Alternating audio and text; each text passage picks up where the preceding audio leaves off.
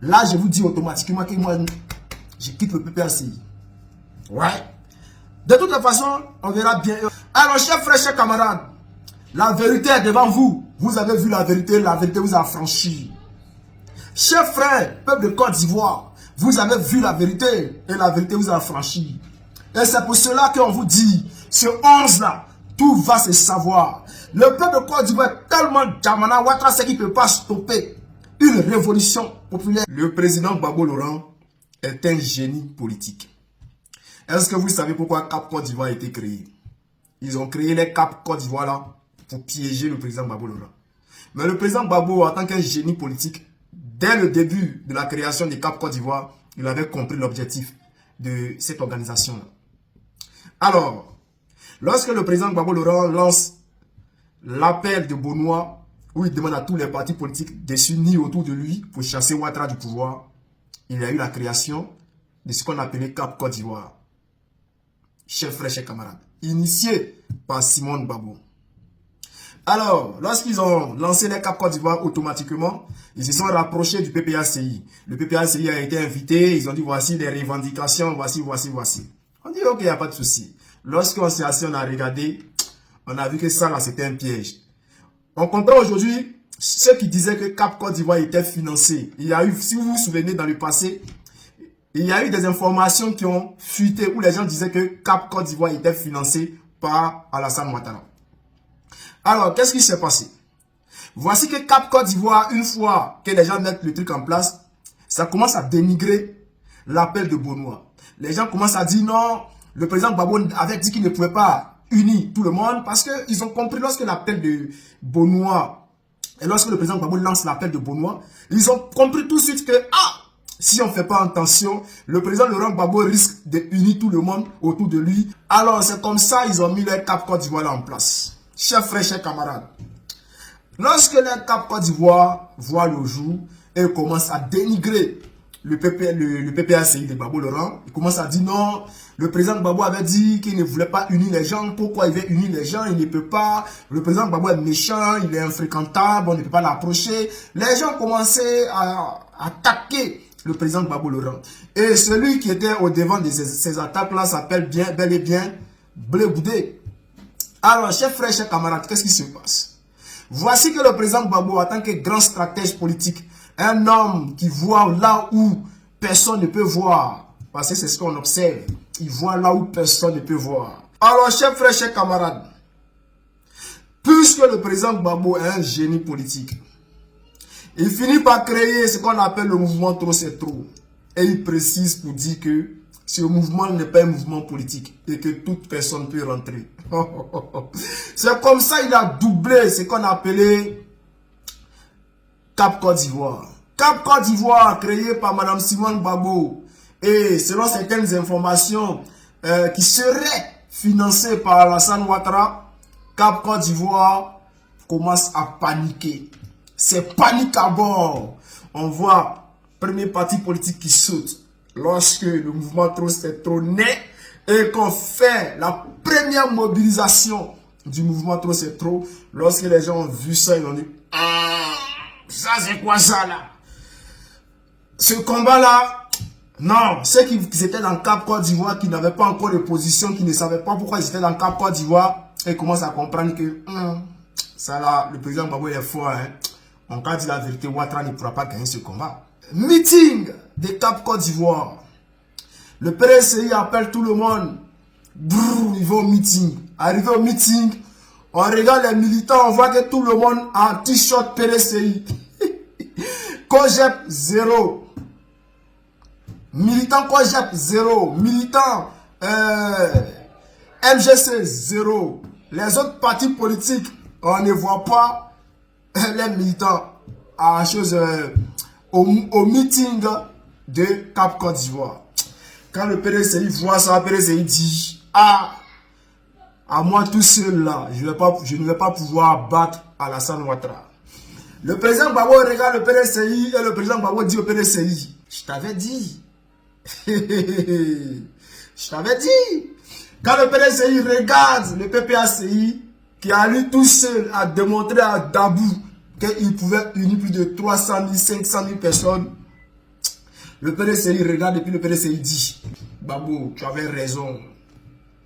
C'est ainsi que le PDCI se rapproche automatiquement du mouvement Trop c'est trop, c'est-à-dire se rapprocher du président Gbagbo Laurent et créer ce qu'on appelait le Front commun. Automatiquement, lorsqu'ils arrivent, le président Gbagbo dit, je ne vais pas trop parler, voici la stratégie, voici. Le PDCI regarde le président Gbagbo et dit, tu es un dieu de la stratégie politique. Et le PDCI accepte l'accord. Automatiquement, c'est la signature. Alors, qu'est-ce qui se passe au Cap Côte d'Ivoire, qui serait financé par Alassane Ouattara? On voit que le plan, parce que eux, voici le plan qui était là, hein, traîner le PDCI avec eux, si jamais le président Gbagbo était rentré dans les Cap Côte d'Ivoire, c'est ce qui allait se passer. Donc, eux là, eux commencent à traîner le PDCI avec eux. Quand le PDCI voit que c'est bizarre, le PDCI se détache. Alors, eux regardent et voient qu'ils ont échoué dans cette mission-là. Qu'est-ce qu'il faut faire? Maintenant, les vrais visages sortent. On voit Simone Gbagbo qui se retire des Cap Côte d'Ivoire qu'elle a créé pour combattre Alassane Ouattara.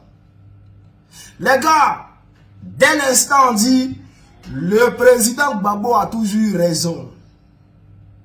Après la sortie des autres partis politiques qui ne sont pas... Bon, ceux-là, ils sont sortis au début.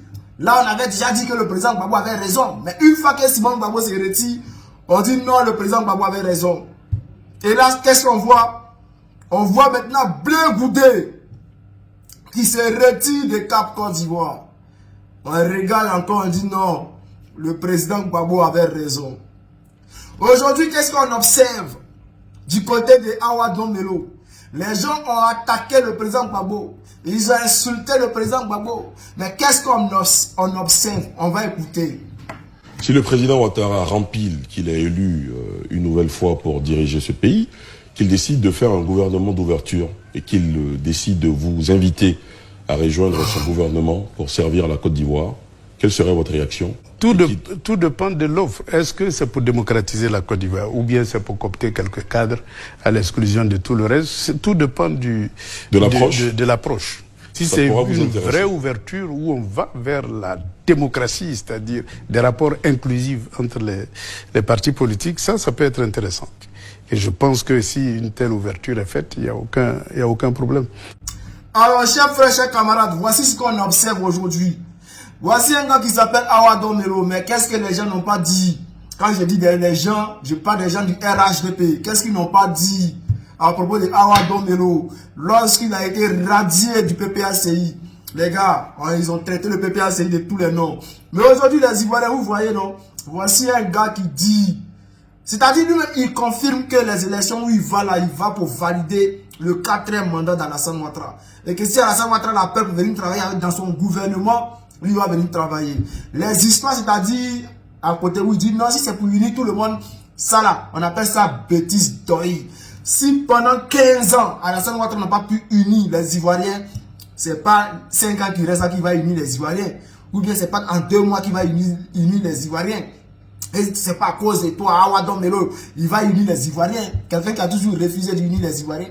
Donc toi, Awa Domelo, c'est-à-dire que tu as vendu ta dignité. Tu as tellement faim que tu as vendu ta dignité.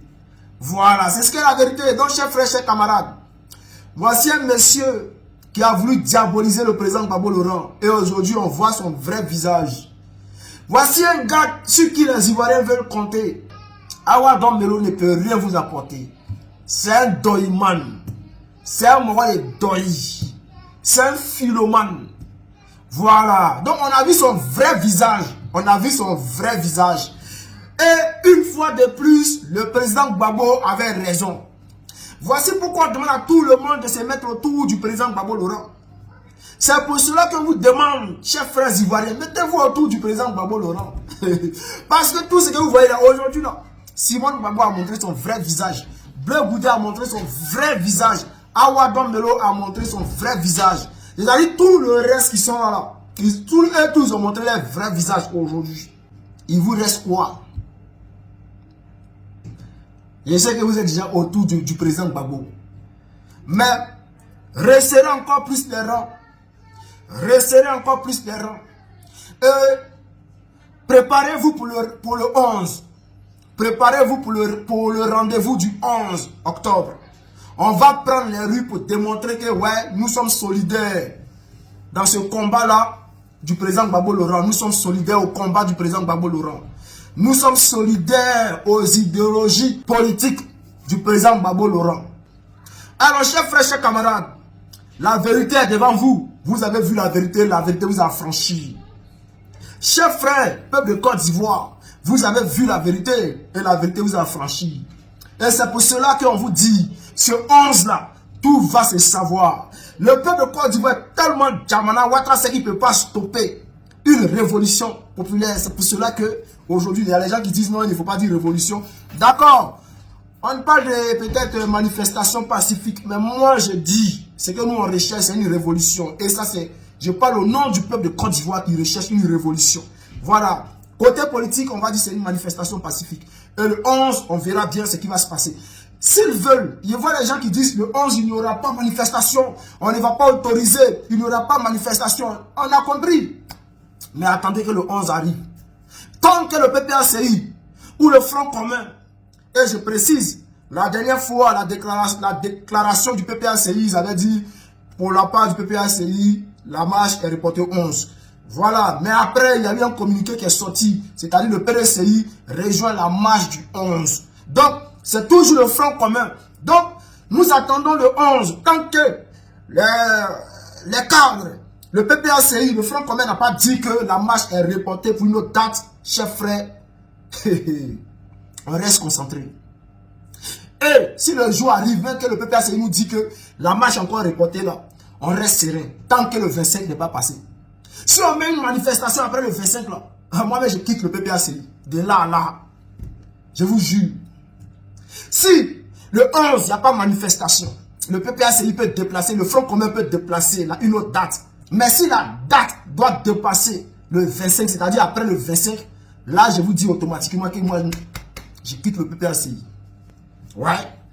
De toute façon, on verra bien et on sait qu'il y aura une manifestation, il y aura une révolution dans ce pays-là. Ils veulent ou ils ne veulent pas, il y aura une révolution. Le président Gbagbo est un digne fils de la Côte d'Ivoire. C'est le plus grand stratège politique de la Côte d'Ivoire. Il vient de dévier, il vient de faire chavirer le bateau Cap Côte d'Ivoire. C'est-à-dire par sa stratégie, par sa communication, par sa constance, par sa détermination. Cap Côte d'Ivoire, Waouye. C'est-à-dire ce qu'on avait envoyé pour venir contrer le mouvement Trop c'est trop et le Front commun. C'est-à-dire le Cap Côte d'Ivoire, Waouye là-bas. Maintenant, on va s'attaquer maintenant au gros morceau qui est RHDP. Chers frères, apprêtez-vous. On se prend dans les rues d'Abidjan. On se prend dans les rues de Côte d'Ivoire pour aller chercher le pouvoir d'État. On se mobilise, on reste constant. Les gens qui ont peur, qui disent oh, préparez-vous à la bataille. Voilà, personne ne va venir vous sauver ici. Dieu ne descendra pas pour venir dire non, que voilà, non, battez-vous pour votre nation. Voilà, ne venez pas dire aux gens ici non, comme si non, arrêtez ça. Battez-vous pour votre avenir. Si tu sais que tu ne veux rien faire de tout ça, il faut quitter la Côte d'Ivoire.